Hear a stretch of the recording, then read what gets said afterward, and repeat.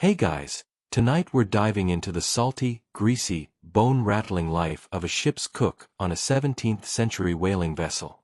Picture this, you're standing on a slick dock, the air thick with fishy stink and the shouts of grizzled sailors. A hulking wooden ship bobs before you, its sails patched like a pirate's ego, ready to chase whales across the Atlantic.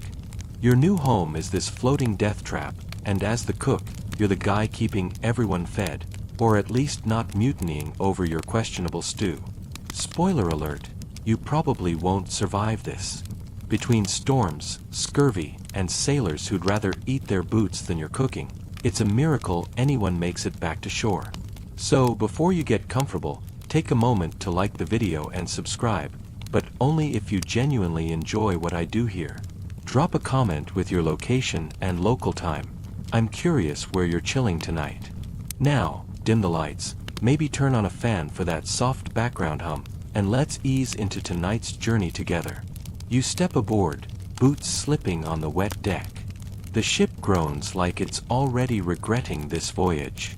It's 1675, and you're on a Dutch or English whaler, maybe the Hopewell or Fortuna, headed for the Greenland fishery.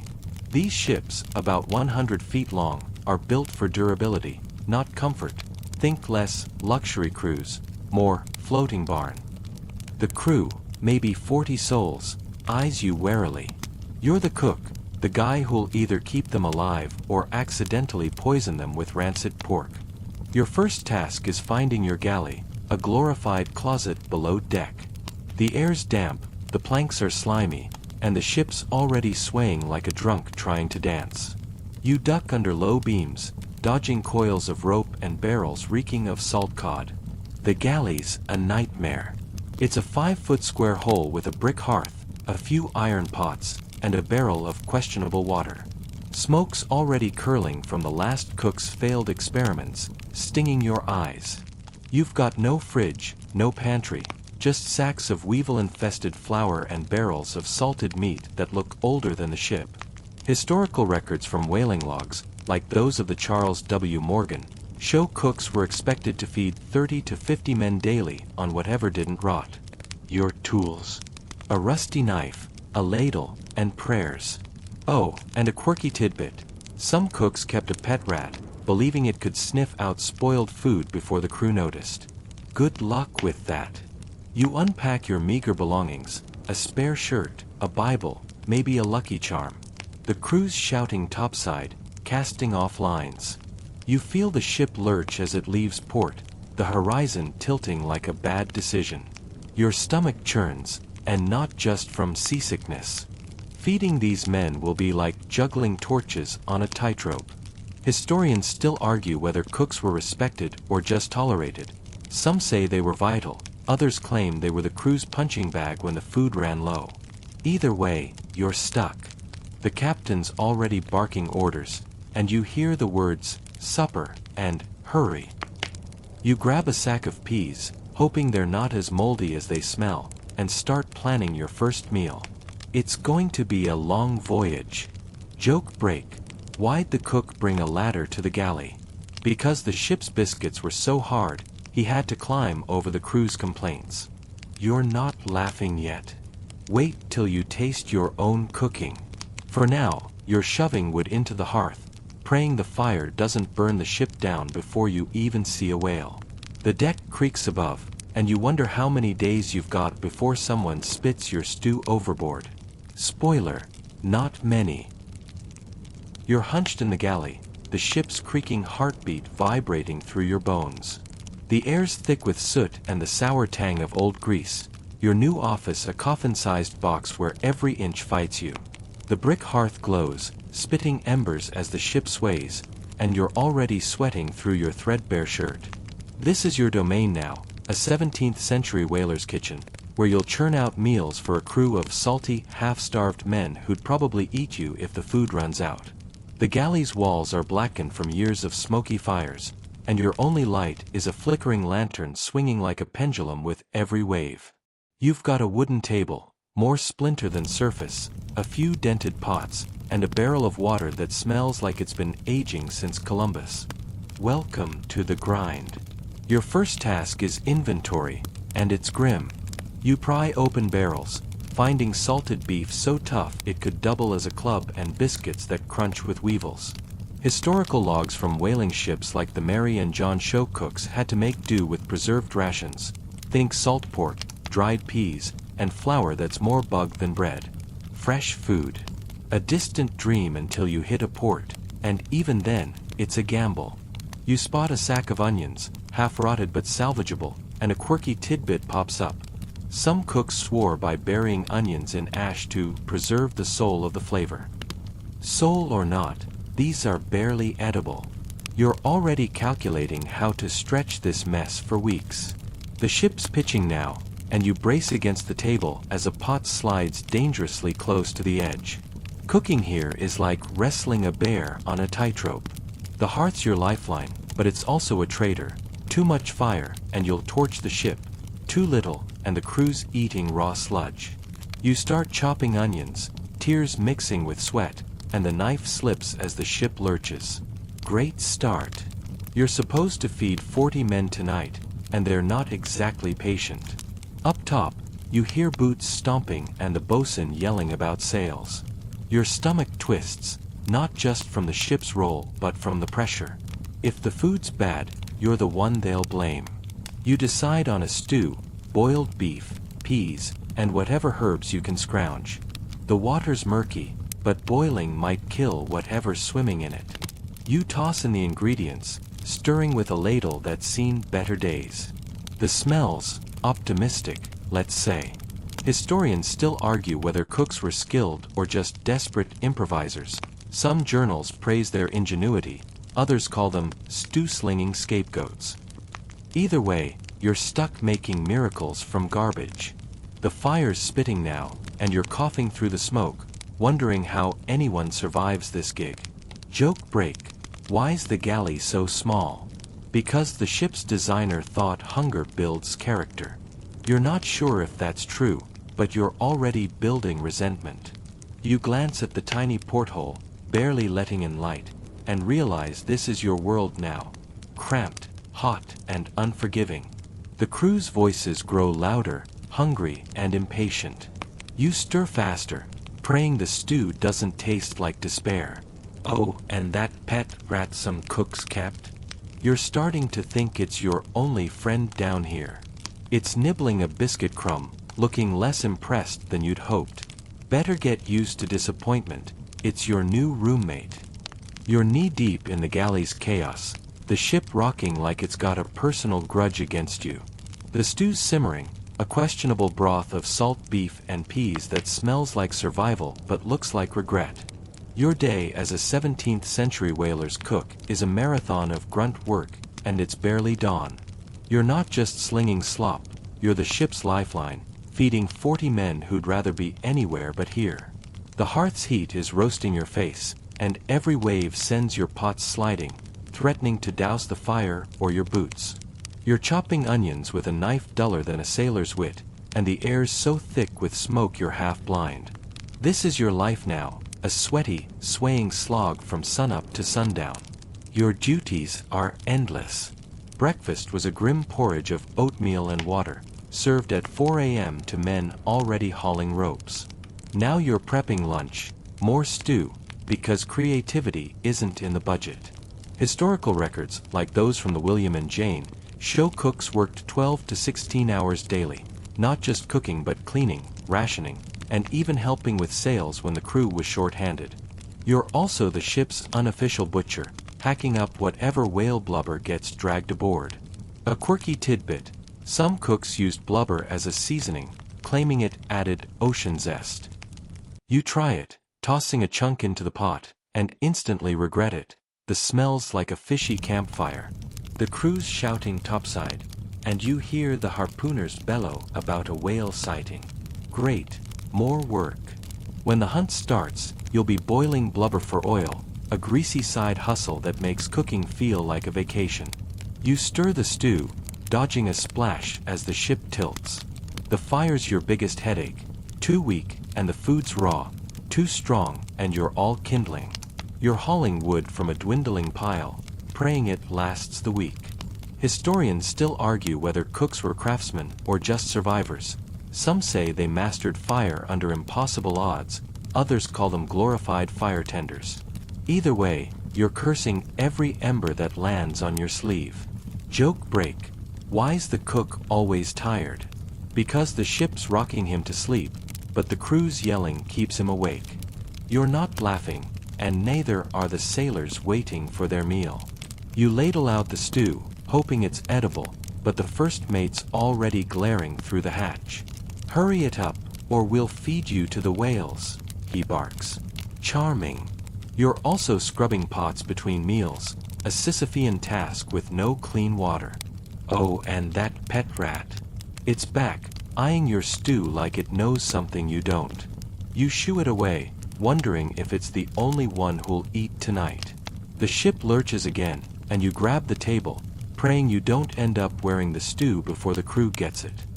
You're crouched in the galley, the ship's sway tossing you like a bad dice roll. The stew's done, or at least, it's given up, and you're poking through barrels, hoping for anything to stretch tomorrow's meals. The air's heavy with the greasy funk of blubber and despair, and your hands are gritty from handling weevil-riddled biscuits. As a 17th century whaler's cook, you're not just a chef, you're a ration miser, turning scraps into survival. The crew's out there chasing whales, but you're chasing something worse. Enough food to keep 40 men from turning on you. The lantern flickers, casting shadows on the slimy walls, and every creak of the ship feels like it's mocking your empty pantry. Your supplies are a sad joke. You've got sacks of flour so buggy they're practically protein, barrels of salt pork that smell like regret, and a few moldy onions you're calling luxury. Historical logs from ships like the Truelove show cooks relied on preserved rations, with fresh food only appearing at ports, if you were lucky. You're weeks from land, so you're rationing like a miser, doling out biscuits that could break teeth. A quirky tidbit: some cooks soaked biscuits in whale oil to soften them, claiming it added maritime charm. You try it, dunking one in a puddle of oil, and it tastes like a candle's bad day. Nope. You're dreaming of ports now, where you might barter for fish, or, dare you hope, a potato. In places like Nantucket or Rotterdam, cooks haggled with dockside merchants, trading whalebone scraps for whatever didn't rot. But out here, you're stuck with what's on board, and it's grim. You find a sack of dried peas, half-sprouted, and toss them into a pot for tomorrow's slop. The ship lurches, and you grab a barrel to stay upright, cursing the sea's bad manners. Historians still argue whether cooks were clever scavengers or just desperate hoarders. Some praise their resourcefulness, others say they were one bad meal from a mutiny. You're leaning toward the latter. Joke break. Why'd the cook hide the biscuits? Because even the rats were starting to unionize.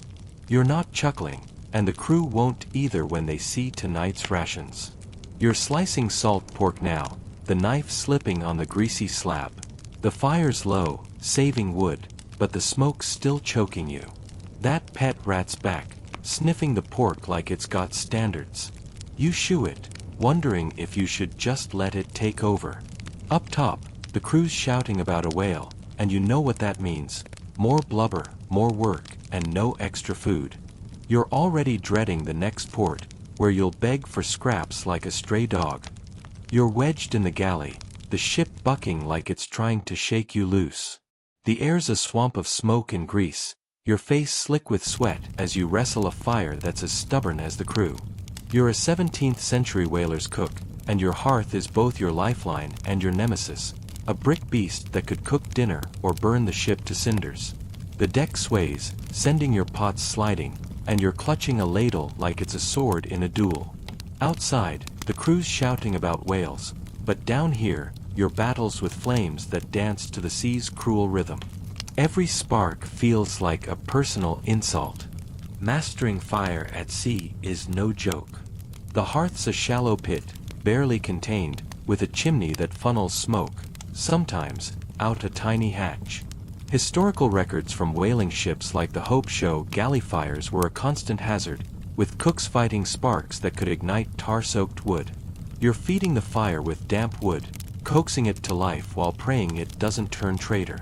A quirky tidbit: some cooks sprinkled salt on the flames, swearing it calmed the fire spirits. You try it, tossing a pinch, and the flames crackle like they're laughing at you. Great.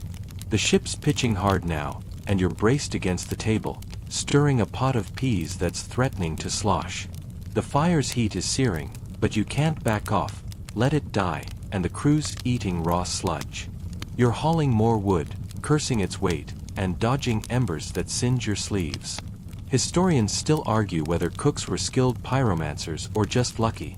Some say they tamed fire under impossible odds, others claim half the ships burned because of careless galleys. You're not sure which side you're on, but you're definitely not feeling lucky. Joke break. Why's the cook always sweating? Because the fire's flirting, and the ship's jealous. You're not grinning, and neither's the bosun, who's poking his head in, yelling about supper. You nod, stirring faster, but the fire's spitting like it's got a personal grudge. That pet rat's back, scurrying past the hearth, looking smugly fireproof.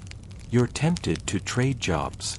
The sea's roar outside is louder now, and you're praying the ship stays upright long enough to serve this meal. If the fire wins, you're all swimming, or worse. For now, you're just trying to keep the flames alive and the ship afloat.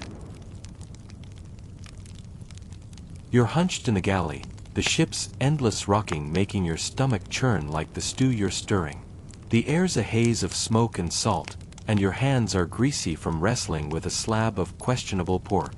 As a 17th century whaler's cook, you're not just feeding the crew, you're dodging their hungry glares, each one sharper than your dull knife. Up top, the men are hauling ropes and cursing the wind, but down here, you're the one they'll blame if supper's late or tastes like despair. The lantern swings wildly, casting shadows that make the galley feel like a cave, and every creak of the ship sounds like the crew's patience snapping. The sailors are a rough bunch, 40 men, weathered by sun and sea, their faces like leather and their tempers shorter than a winter day. Historical logs from ships like the Samuel describe crews as ravenous, often eating in shifts at a cramped mess table, grumbling over every spoonful. You're ladling out stew now, a grayish slop of peas and pork that's more survival than cuisine. A quirky tidbit: some cooks slipped extra salt into meals, believing it kept the men's spirits briny. You try it, shaking in a handful, and the first mate's scowl suggests you've made a mistake. His glare could curdle the stew faster than the heat. You carry the pot up to the mess, the deck swaying underfoot. The crew's packed in, elbow to elbow, their eyes locked on you like wolves spotting a lame deer. This better not be bilge water again, one growls, his beard flecked with salt. You serve, praying they don't notice the weevils doing backstrokes in the broth. Historians still argue whether cooks were scapegoats or saviors. Some say they kept morale afloat, others claim they were one bad meal from a plank walk. Right now, you're feeling the plank. The men eat in silence, chewing grimly, and you're braced for complaints, or worse, a thrown bowl. Joke break. Why's the crew so grumpy? Because your stew's the only thing tougher than them. You're not laughing, and neither are they. You retreat to the galley, scrubbing pots while their grumbles echo. That pet rat's back, nibbling a crumb, looking less impressed than the crew. You're starting to think it's the only one who'll eat without complaining. Up top, the wind's howling, and you hear talk of a whale sighting. Great, more work, more glares, and no extra rations. You're already dreading tomorrow's meal, wondering if you can pass off boiled rope as fiber. You're swaying in the galley, the ship's violent lurching threatening to toss you into the hearth. The air's thick with the metallic stench of blood and the greasy reek of blubber, a nauseating cocktail that clings to your skin. The crew's just hauled in a whale, and as a 17th century whaler's cook, you're not just slinging stew anymore, you're elbow deep in the messy aftermath of the hunt. The deck above vibrates with the thud of axes and the shouts of men slicing into the beast, while you're down here, turning gore into something vaguely edible. The lantern flickers, casting grotesque shadows, and every wave feels like the seas trying to shake the whale's revenge loose. The whale's carcass is a mountain of work. Sailors are hacking off blubber, boiling it in massive tripods for oil, and your job is scavenging whatever's left. Historical records from ships like the Phoenix show cooks processed whale meat and fat, serving it as fresh protein when rations ran low. You're handed a slab of blubber, slick and bloody, and told to make it dinner. A quirky tidbit: some cooks claimed whale fat tasted nutty if you charred it just right. You try searing a chunk over the fire, and the smell, half butter, half nightmare, makes you gag. The crew's not picky, but even they might draw the line here. You're chopping the blubber now, your knife slipping on the greasy mess. The ship tilts, and a chunk slides off the table, landing with a wet slap. You're also boiling scraps for broth, a foul soup that's more oil than liquid. The hearth spitting embers, and you're sweating through the smoke, praying the fire doesn't ignite the fat dripping everywhere. Historians still argue whether whale meat saved crews or sickened them. Some say it staved off starvation, others claim it caused blubber belly, a polite term for endless vomiting. You're betting on the latter as you stir the pot, dodging splashes of hot grease. Joke break: why's the cook covered in oil? Because the whale's getting revenge, one drip at a time. You're not chuckling, and the crew won't either when they taste this delicacy. You haul the pot up to the mess, the men's faces grim as they scoop out the oily slop. That pet rat's back, sniffing the blubber and scampering away. Smart move. Up top, the tripods are still bubbling, the ship reeking like a giant candle. You're already dreading the next hunt, knowing it'll mean more gore and less sleep. For now, you're just trying to survive the stench. You're slumped in the galley, the ship's relentless sway making your head spin like a bad tavern ale. The air's a sour mix of smoke and rotting rations, and your hands are sticky from handling moldy biscuits. As a 17th century whaler's cook, you're not just battling hunger, you're fighting scurvy, the creeping curse that's starting to haunt the crew. You're stirring a pot of watery stew, but your mind's on the men's pale faces and bleeding gums, signs you've seen before on long voyages. The lantern swings, casting jittery light on the slimy walls, and every creak of the ship feels like scurvy's quiet footsteps closing in. Scurvy's a slow killer. Historical records from whaling logs, like those of the Margaret, show it ravaged crews after weeks without fresh food, weakening bones and loosening teeth. You're weeks from port, with no fruit or vegetables, just salt pork and weevil-ridden flour. You're scavenging for anything to fend it off, digging through barrels for a half-rotted onion or a sprouted potato. A quirky tidbit: some cooks brewed scurvy-grass tea, a bitter weed found on rare landfalls, swearing it kept teeth in heads. You find a wilted bundle tucked behind a sack, probably from the last port, and steep it in hot water. It smells like despair and tastes worse, but you'll force it on the crew anyway. The ship's rolling hard, and you brace against the table as the tea sloshes. You're noticing the crew's decline. Men moving slower, their curses softer, their gums redder. The harpooner's been spitting blood, blaming your stew, and you're tempted to snap back that it's the sea, not your cooking, killing him. You're rationing the onions, slicing them thin to stretch, and slipping them into every meal. Historians still argue whether cooks could really fight scurvy. Some say their improvisation saved lives, others claim they were powerless without citrus, a cure not widely known until the 18th century. You're feeling powerless, watching the crew fade while you stir pots of nothing. Joke break: why's the cook slicing onions? To make the crew cry before scurvy does. You're not laughing, and neither's the bosun, who's coughing through his tea like it's poison. That pet rat's back, sniffing the onion scraps and turning up its nose. Even it knows you're losing this fight. Up top, the wind's howling, and talk of whales has quieted as men conserve strength. You're dreading the day someone's teeth fall out, knowing you'll be the scapegoat. For now, you're just praying for a port, a lemon, or a miracle, whichever comes first. You're braced in the galley, the ship bucking like a wild horse, waves crashing so hard you're half sure the sea's trying to swallow you whole. The air's damp and smoky, your clothes soaked with sweat and seawater as you clutch a pot of sludgy stew.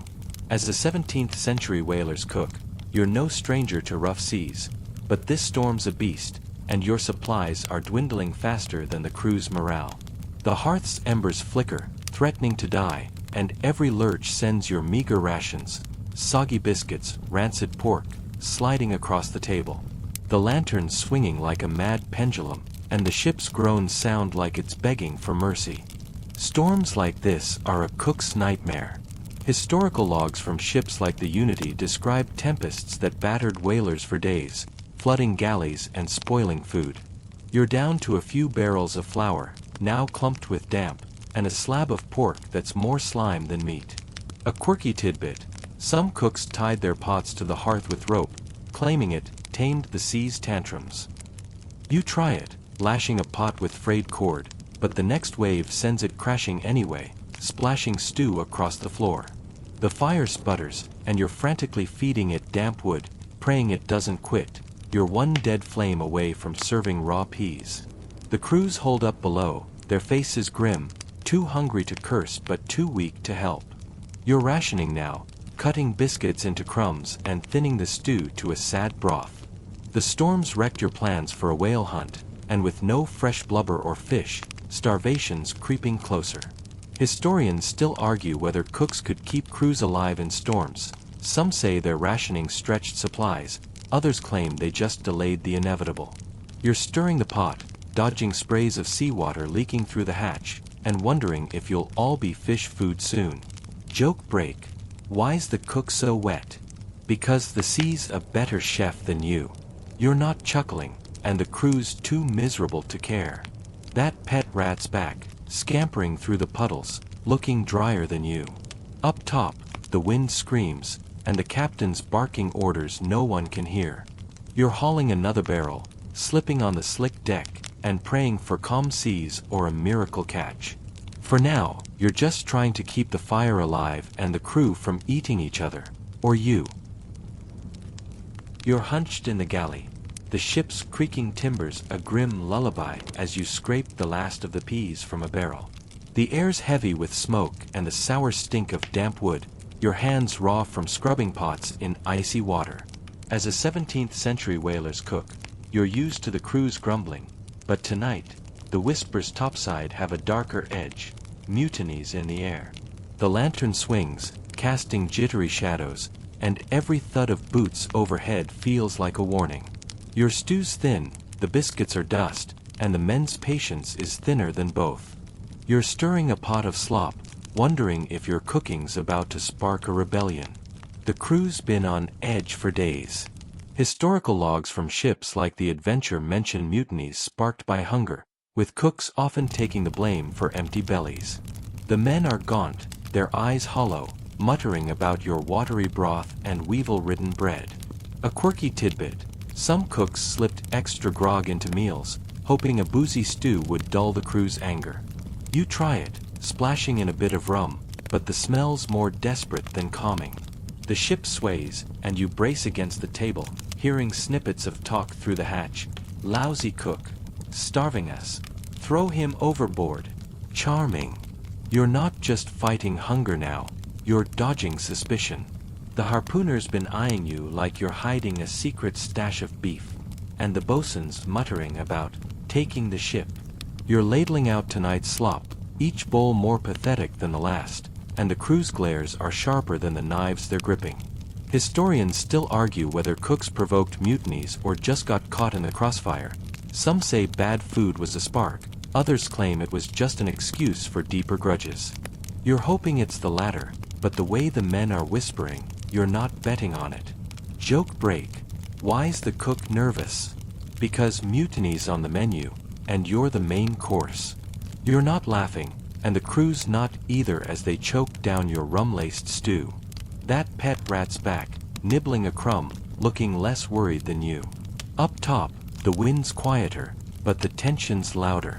You're scrubbing the pot, ears straining for footsteps, wondering if you should sleep with one eye open. For now, You're just praying the next meal buys you another day before the crew decides you're better bait than cook.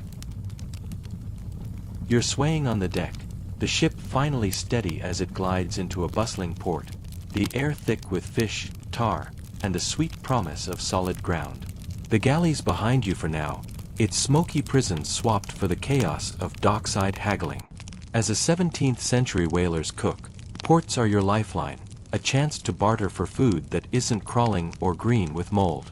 The crew's ashore, chasing grog and trouble, but you're weaving through merchant stalls, your pockets light with whalebone scraps and your hopes high for a sack of potatoes. The sun's warm, the harbor hums with shouts, and every step feels like a holiday from the sea's relentless grip. Ports like Nantucket or Bergen are your salvation. Historical records from whaling logs, like those of the Fortune, show cooks bartered blubber or bone for fresh fish, onions, or even apples when lucky. You're clutching a chunk of whalebone, offering it to a grizzled trader for a basket of herring. A quirky tidbit: some cooks traded whale bacon, salted blubber strips, claiming it was a delicacy. You try it, handing over a greasy slice, but the trader's sneer says it's no bacon. He tosses you a few carrots instead, and you're calling it a win. Your rations are nearly gone, flour's buggy, pork's rancid, and these scraps might keep the crew from turning on you. You're dodging sailors and street dogs, sniffing out deals. A woman selling dried peas, and you haggle like your life depends on it, because it might. The ship's due to sail soon, and you need enough to stretch weeks at sea. Historians still argue whether port stop saved crews or just delayed starvation. Some say fresh food fought scurvy, others claim it was too little, too late. You're banking on the former, clutching your carrots like treasure. The crew's laughter drifts from a tavern, but you're not joining. You're too busy hauling supplies back to the ship, your arms aching under the weight. Joke break: why's the cook so stingy? Because even the rats want a portside vacation. You're not chuckling, and neither's the merchant who short-changed you on onions. That pet rat's probably still in the galley, living better than you. The ship looms ahead, its patched sails a reminder you're not free yet. You're already dreading the next voyage, but for now, you're savoring the dirt under your boots and the faint hope of a decent meal. You stow your haul, praying it lasts longer than the crew's good mood. You're back in the galley, the ship's gentle sway, a deceptive calm after the port's fleeting freedom. The air's thick with smoke and the faint whiff of your new onions, a rare victory from your dockside haul. As a 17th century whaler's cook, you're not just wrestling with rations. You're navigating the crew's bizarre superstitions, a web of rituals that could make or break your day. The lantern flickers, casting eerie shadows on the slimy walls, and every creak of the ship feels like a spirit eavesdropping. You're stirring a pot of herring stew, but your mind's on the sailor's odd rules, like tossing salt over your shoulder to keep the sea gods happy. Superstitions rule the ship. Historical logs from whaling vessels like the Rose describe crews obsessed with omens. Spilled salt meant storms, a dropped knife signaled death. You're careful now, sprinkling salt into the stew with exaggerated care, then tossing a pinch aft to appease the spirits. A quirky tidbit: some cooks carved tiny whale shapes into biscuits, believing it brought luck to the hunt. You try it, scratching a crude whale into a biscuit with your knife, but it looks more like a lumpy fish. The crew's watching, and you're hoping they see charm, not incompetence. One sailor's already muttering about your cursed stew after a bad hunt, and you're not taking chances. The ship's rolling softly, but the crew's on edge, whispering about a gull that circled the mast. Bad luck, they say. You're dodging their glares, serving stew while murmuring a half-remembered prayer to calm their nerves. Historians still argue whether cooks leaned into superstitions or just played along. Some say they shared the crew's fears, others claim they faked it to avoid trouble. You're somewhere in between, tossing salt like a skeptic but flinching when the wind howls. The fire's low, saving wood, and you're sweating through the smoke, wondering if the sea's really out to get you or if the crew's just paranoid. Joke break: why's the cook so salty? Because the spirits keep ghosting your stew. You're not laughing, and neither's the harpooner, who's eyeing your whale biscuit like it's a personal insult. That pet rat's back, nibbling a crumb, unbothered by omens. Up top, the men are chanting a shanty to ward off storms, and you're tempted to join, if only to fit in. You're stowing the salt, praying your rituals keep the crew calm and the sea kinder. For now, you're just trying to cook without summoning a curse, or a mutiny. You're shivering in the galley, the ship's timbers groaning under the bite of Arctic winds. The air's so cold your breath clouds, mingling with the smoke from a struggling hearth.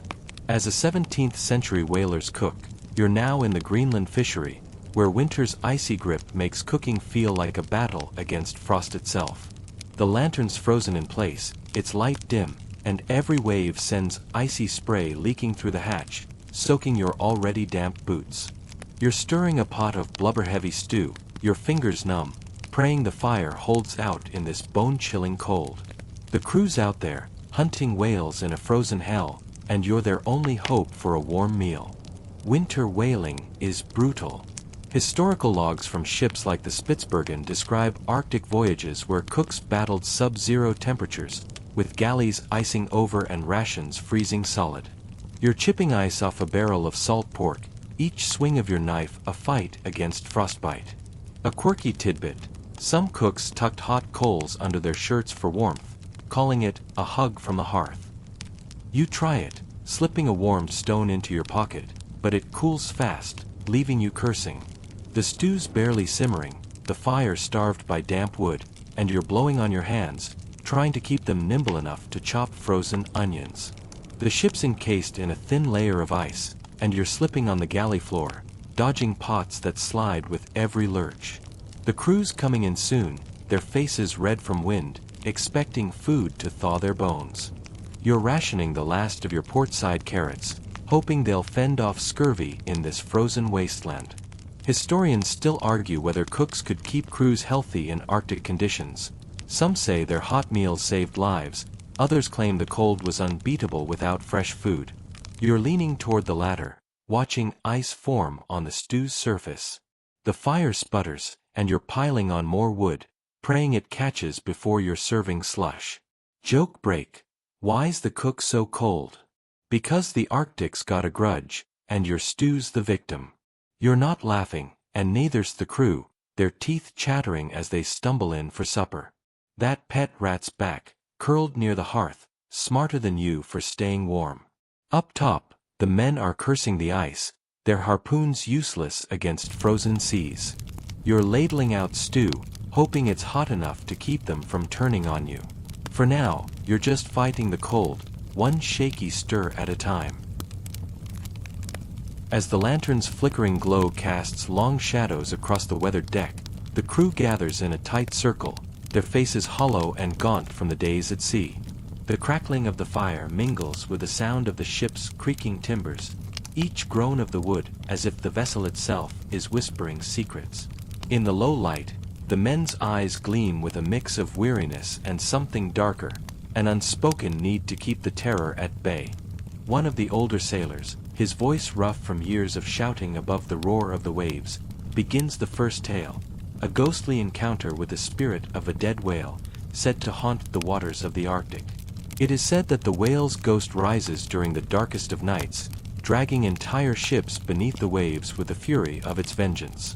You listen intently, a chill creeping down your spine as you peer into the shadows of the open sea, half expecting to see something massive breach the surface. The fire crackles louder, as if in response to the story, and the other men huddle closer, their eyes shifting nervously toward the dark horizon. Then, it's your turn. You clear your throat, trying to steady your voice, knowing that the crew expects you to add to the mythos, to add your own mark to the gathering of dread. You tell the tale of a cursed cook who once sailed on a ship much like this one, whose meals were so foul that they stirred the spirits of the sea into a frenzy. The cook, desperate to save his soul, was said to have thrown himself overboard, but not before casting one last cauldron of his wretched stew into the ocean. The tale ends with a warning. that every cook who dares sail the oceans is bound to serve the same fate unless they can appease the spirits of the deep. The men are quiet for a long moment, staring into the fire, some nervously shifting their feet. The lantern's light sways and flickers, as if responding to the tension in the air. In the eerie silence, a distant thump echoes through the ship. Whether it's the shifting of cargo or something more sinister, no one is brave enough to investigate immediately. The crew's unease fills the air, thick and heavy, as the stories stir something primal within them. The lantern dims, and the whispers of ghostly tales fade into the distance, leaving behind only the creaking of the ship, the crackling of the fire, and the steady lapping of the sea against the hull. The port looms on the horizon, a faint smear of civilization in the distance, and it feels like a mirage after the weeks, no months, of endless sea. Your muscles ache with fatigue, your face windswept and sunburned, and the smell of the sea has soaked into your very bones. The crew is a silent, hollowed-out version of itself, sailors who have lived through the worst, seen the worst, and barely survived it. The whaler creaks under the weight of the oil barrels, thick with the dark residue of your hunt. It was a season of violence and blood, of death and struggle. The air is still heavy with the scent of salt water, whale oil, and sweat, a scent that will stay with you long after the dock is behind you. The journey's bitter end doesn't bring the joy or relief you imagined. You've seen too much, been through too much. The port is crowded with activity, and yet, it feels like a distant world, foreign and strange after so much time on the water. Men bustle about, unloading barrels, shouting over the noise of the docks, but it all feels hollow, empty, as though you've crossed a threshold into a place that no longer feels like home. The crew disbands wordlessly, each man drifting into the shadows, eager to find warmth, food, and rest. But you linger on the ship for a moment, standing at the rail, staring at the busy port as the sun sets behind you, casting a faint orange glow over the scene. You're alive, yes, but what is life after such an ordeal? What remains after the weeks of storms, the mutiny's whispers, the battles with fire and hunger? The men who were once rowdy and full of stories now walk like ghosts, lost in their own thoughts, worn out by the cruel, unrelenting sea. A few crewmates nod at you as they head off to the taverns, seeking solace in alcohol, companionship, anything to drown out the haunting memories. You think of your own rations, your own time spent in the galley, your own part in this long, exhausting tale of survival. You've fed these men, kept them going, but what will become of you now? What is left for a cook who has fed a crew to their doom? But even as these dark thoughts settle in, a strange feeling rises in your chest, a mixture of relief, exhaustion, and pride. You survived. The ship survived. And even though the journey has ended in bitter exhaustion, it's also an end to a chapter of madness and loss. You've completed the impossible task, and though the world feels different now, the story will remain with you, with all of them, forever. The ship slowly drifts into the harbor, and with it, you feel the weight of the journey lift, if only slightly, as the bitter end gives way to a new beginning. The road ahead is uncertain, but for now, there is only the port and the knowledge that, against all odds, you've made it back alive.